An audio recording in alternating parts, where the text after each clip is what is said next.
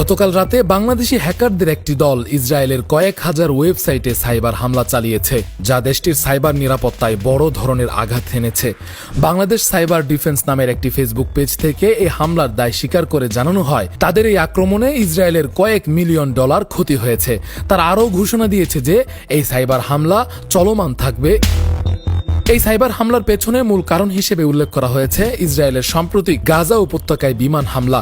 গত 18 মার্চ যুদ্ধবিরতি লঙ্ঘন করে ইসরায়েলি বাহিনী গাজায় বিমান হামলা চালায়, যেখানে 400 জনেরও বেশি মানুষ নিহত হয়। এর ফলে 2023 সালের 7 অক্টোবর থেকে শুরু হওয়া আগ্রাসনের পর থেকে গাজায় নিহতের সংখ্যা প্রায় 49,000-এ পৌঁছেছে, আর আহত হয়েছেন 1,11,000-এরও বেশি মানুষ। বাংলাদেশ সাইবার ডিফেন্স নামের এই বেসরকারি সংস্থা ইসরায়েলের এই অগ্রাসনের প্রতিবাদ স্বরূপ সাইবার হামলা চালাচ্ছে। আজ সকালে তাদের চলমান আক্রমণে ইসরায়েলের একটি গুরুত্বপূর্ণ মন্ত্রণালয়ের ওয়েবসাইট ডাউন করতে সক্ষম হয়েছেন বলে দাবি করেছেন তারা।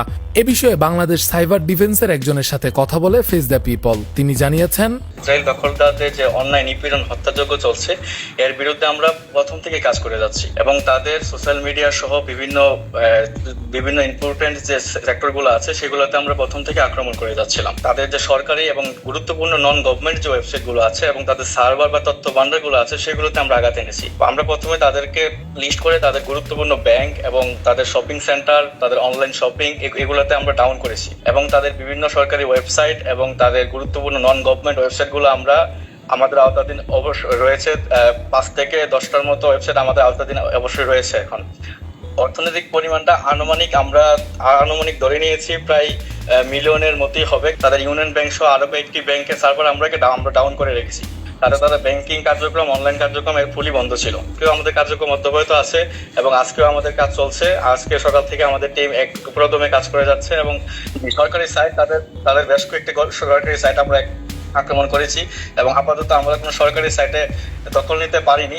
চেষ্টা চলছে, আমরা অবশ্যই খুব শীঘ্রই কোনো সরকারি সাইটগুলোকে আমরা আমাদের দখলে নিয়ে নিব। আমরা তাদের সরকারি সাইট আপনার gov.el ইসরায়েলের যে অফিসিয়াল সাইটটা, এটা আমরা গতকাল সারাদিন ডাউন রেখেছি। এছাড়াও তাদের ব্যাংকিং সিস্টেম আল ইসরায়েল নিউজ, এদের আল ইসরায়েল নিউজ নামে একটি নিউজ চ্যানেল আছে, যেটা তাদের খুবই গুরুত্বপূর্ণ নিউজ চ্যানেল, এটাও কালকে সারাদিন আমরা ডাউন রেখেছি।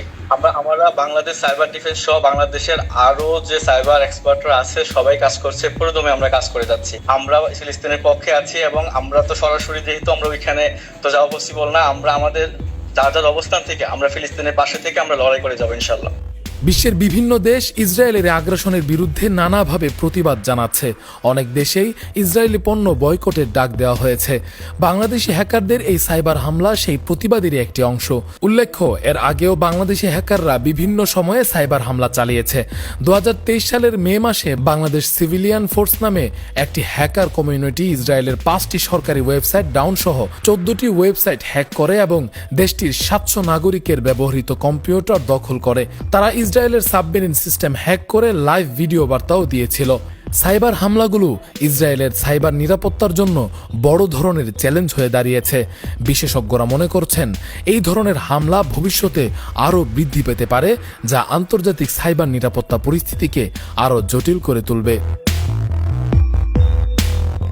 রাকিবুল ইসলাম রইস, ফেস দ্য পিপল।